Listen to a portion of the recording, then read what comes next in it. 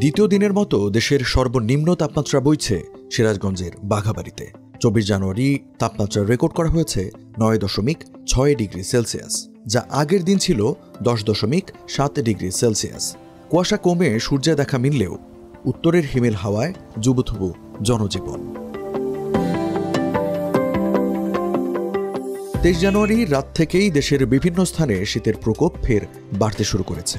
দেশের দুই জেলা সিরাজগঞ্জ ও পঞ্চগড়ে এখন বয়ে যাচ্ছে শৈত্যপ্রবাহ, যা পরবর্তী 24 ঘন্টা অব্যাহত থাকতে পারে।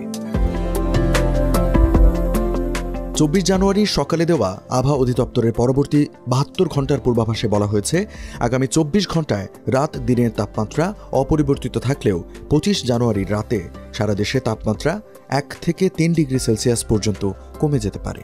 এমন অবস্থা থাকতে পারে 28 জানুয়ারি পর্যন্ত। তারপর অবশ্য তাপমাত্রা বাড়তে পারে। তীব্র শৈত্যপ্রবাহ হওয়ার কথা ছিল একাধিক, তবে তা না হয়ে মাঝারি শৈত্যপ্রবাহ বয়ে গেছে কয়েকটি জেলায়। এবারে মৌসুমে শীত শেষ হয়ে যাচ্ছে কিনা এমন প্রশ্নে আবহাওয়াবিদ মোহাম্মদ বজলুর রশিদ জানান, ফেব্রুয়ারি মাসের প্রথম সপ্তাহেও অনেক সময় শৈত্যপ্রবাহ বয়ে যায়, তাই নিশ্চিত করে বলা যায় না শীত কবে শেষ হবে।